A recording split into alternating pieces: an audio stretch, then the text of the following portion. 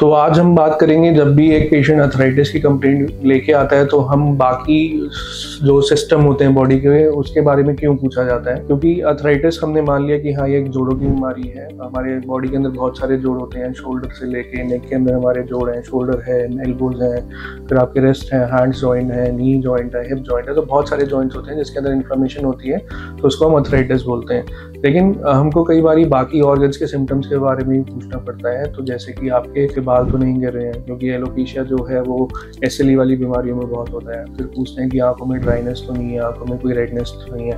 आंखों में ड्राइनेस ज़्यादा है तो हमको ये डाउट होता है कि पेशेंट शॉकरन सिंड्रोम से तो प्रभावित नहीं है, साथ ही साथ उसको अर्थराइटिस हो सकता है। अगर आंखें लाल हो रही हैं तो वो यूवेइटिस से है, स्क्लेराइटिस से है। तो उसके अलग अलग कॉजेज होते हैं, जैसे कि एंकिलोजिंग स्पॉन्डिलाइटिस हो गया, सार्कोइडोसिस हो गया। मुंह में अगर बार बार छाले आ रहे हैं तो बेशे डिजीज का डाउट जाता है। साथ ही साथ अगर आपके लंग्स इन्वॉल्व हो रहे हैं तो इंटरस्टिशियल लंग डिजीज का डाउट जाता है, जिसमें आपको सूखी खांसी होने लग जाती है। और इंटरस्टिशियल लंग डिजीज जो है वो रूमेटॉइड अर्थराइटिस में, स्क्लेरोडर्मा जैसी बीमारियों में ज़्यादा होता है। किडनी इन्वॉल्व हो रही है, आपका क्रिएटिनिन हाई जा रहा है और आपको किडनी वाले सिम्टम्स आने लगे हैं अर्थराइटिस के साथ, हमको डाउट होता है कि आपको और तरह की ऑटोइम्यून प्रॉब्लम तो नहीं है, जैसे कि वास्कुलाइटिस हो गया, एसएलई हो गया। तो ये चीज़ें ज़रूरी पूछी जाती हैं। साथ ही साथ कई बार पेट में दर्द होने लग जाता है, लैट्रिन में खून आने लग जाता है। तो पेट की वजह से और अर्थराइटिस हो रहा है तो हमको ये सोचना पड़ता है कि पेशेंट को इन्फ्लेमेटरी बाउल डिजीज जैसी बीमारी तो नहीं है। साथ ही साथ अगर स्किन इन्वॉल्व हो रही है तो उसके अलग कॉजेज होते हैं, जो वास्कुलाइटिस में हो सकता है, एसएलई में हो सकता है, रूमेटॉइड अर्थराइटिस में हो सकता है, डर्माटोमाइसाइटिस में हो सकता है।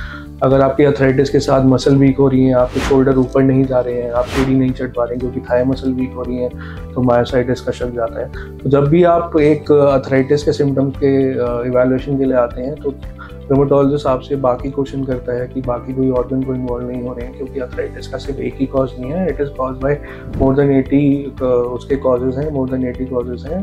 एंड उसके लिए इवैल्यूएशन ज़्यादा ज़रूरी हो जाता है, क्योंकि हर डिजीज़ डिफरेंट है और हर डिजीज़ की जो ट्रीटमेंट होती है वो डिफरेंट होती है, और हर डिजीज़ का जो नेचुरल कोर्स होता है, उसकी प्रोग्रेशन का वो डिफरेंट होता है। Thank you so much.